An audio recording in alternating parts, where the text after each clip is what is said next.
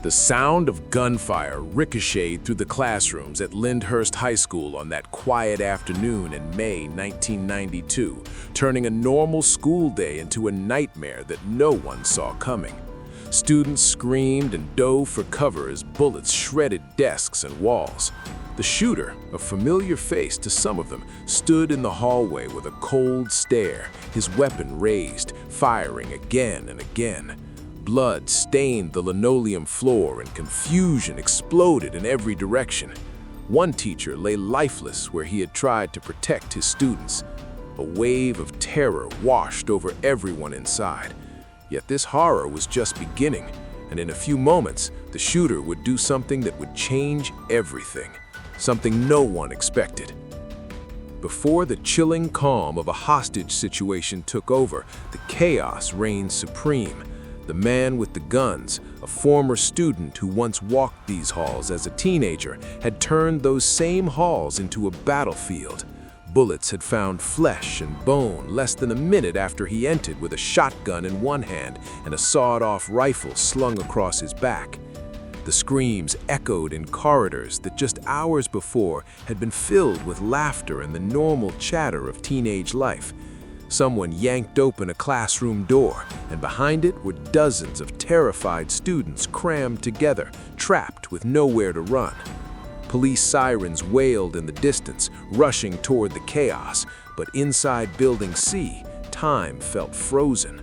It was as if every second was stretched into an eternity. A student in the back of the room trembled, eyes fixed on the shooter's every move, as others whispered prayers they hoped would be heard. No one knew what would happen next, and each breath felt like a gamble with fate. The shooter's intent was unclear, but the fear was absolute. What had pushed him to this moment, and how had the day spiraled into such unimaginable violence? To understand the full story, the why behind the gunfire, we must go back to the beginning, to the life of the man who walked into Lindhurst High School that afternoon and shattered its peace. Eric Houston was only 20 years old on May 1st, 1992, when he stepped back onto his old high school campus, armed and ready to kill. He had once been a student there, but left before graduating. School was a struggle for him, and years earlier he had failed classes that he believed would shape his future. He blamed a specific teacher for his academic failures and the hardships that followed, including losing employment opportunities and feeling like his life had fallen apart. That morning, Houston did not wake up like every other young adult. He had not gone to work or planned any normal routines. Instead, he spent hours preparing for what he would do that afternoon. He gathered his weapons, a 12-gauge shotgun and a sawed-off .22 caliber rifle, and loaded them with ammunition. He dressed in camouflage and packed extra shells in a vest and belt.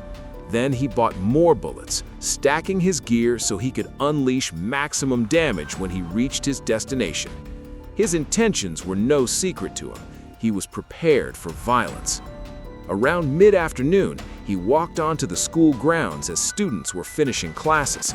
He went straight inside Building C, his mind narrowed on a path no one else could see. Without hesitation, he opened fire in the classroom of the teacher he blamed for his failures. Chaos erupted in every direction as students and staff tried to escape the hail of bullets and find safety behind locked doors and beneath overturned desks. But the worst was yet to come. As the gunfire slowed and the first cries settled into stunned silence, Houston did something no one expected next. He began to take hostages, locking down the school and trapping frightened students with him. The police now faced a dilemma more terrifying than simple gunfire. The classroom that once buzzed with laughter and normal school chatter was now a prison of fear. Inside that room, with around 80 terrified students, the gunman paced back and forth slowly, his eyes restless and wild, his shotgun never leaving his hand. Students huddled together, backs pressed to walls, hands over mouths to keep from screaming.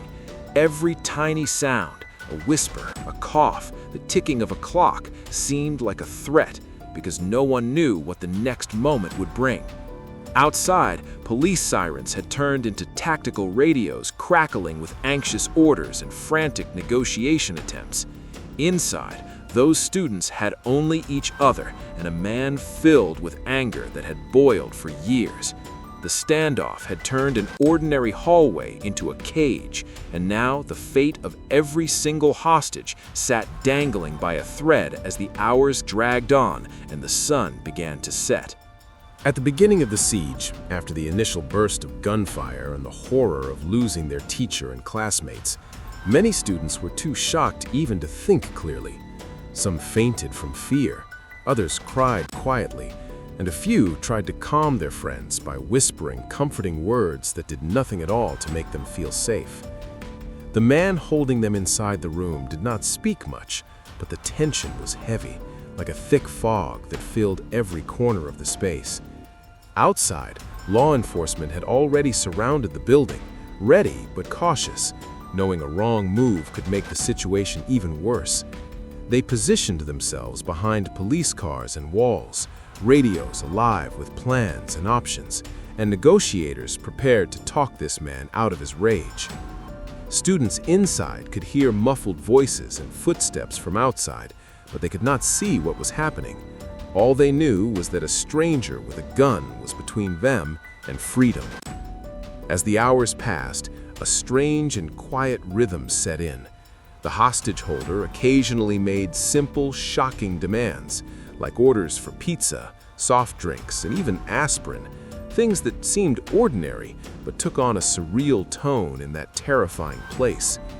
Police tried to stay calm and keep the line of communication open as the daylight waned. They talked to the man through a phone they had managed to throw into the room, trying to build trust and delay any more violence. Every time the phone rang, students held their breath, because even a small sound could jolt them into panic. Outside, negotiators kept telling him that if he let people go, no one would get hurt. But inside, those words were just distant echoes, like a voice from another world. Still, each minute that passed without more bloodshed was a small victory, even if it did not feel like much to those trapped in that classroom. While all this unfolded, many parents in the town of Olivehurst were living through one of the worst nightmares any guardian could imagine. They gathered at the school gates, tearful and frantic, pleading with authorities for news of their children.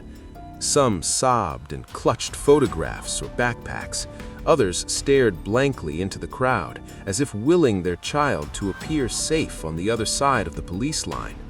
The community was united in horror and fear, unsure if they would see their loved ones again. And inside, the hostages had no idea that the world outside was watching every moment, every tense breath, every quiet second that stretched like hours. Then, as night began to fall, and the time inside that room reached 8 long hours of terror, something unexpected started to happen. The gunmen, exhausted or maybe worn down by hours of talking with negotiators, began to release students one group at a time. The first group walked out slowly, stumbling toward freedom like sleepwalkers waking from a bad dream.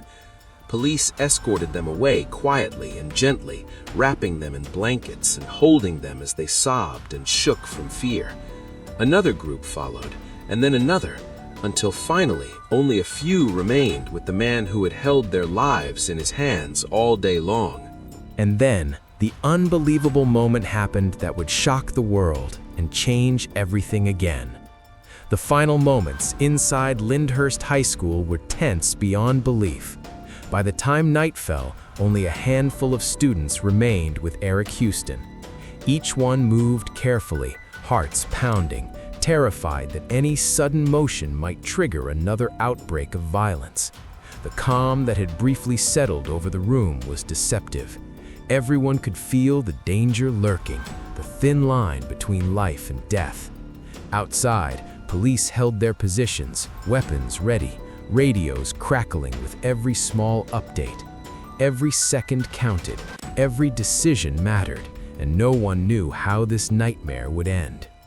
Houston, now exhausted and tense, seemed to be wrestling with his own emotions.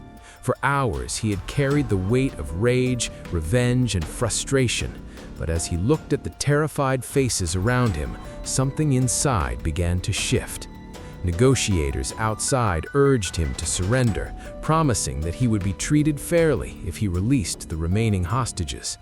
Inside, students whispered prayers, clinging to hope that this ordeal would soon be over. Slowly, the realization grew that this standoff could end without more bloodshed, but the tension in the room was nearly unbearable. As police prepared to take action if necessary, Houston made a decision that shocked everyone.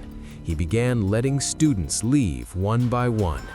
Each student stumbled into freedom, gasping for air, tears streaming down their faces. They were wrapped in blankets and comforted by officers, finally safe after hours of terror. The room grew quieter, the shadows longer, and yet the final few hostages knew that the ordeal was not completely over.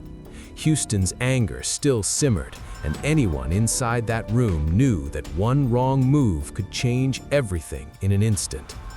Then came the moment that would define the ending of this tragic day. After hours of negotiations, Houston finally agreed to surrender completely. Police entered cautiously, weapons raised, but he did not resist. Slowly, carefully, he was taken into custody, his weapons confiscated. His plan for revenge ended before more lives could be lost. Students hugged each other, crying from relief and exhaustion, while the teachers and first responders worked to calm the remaining survivors. The nightmare was over, but the impact would last a lifetime.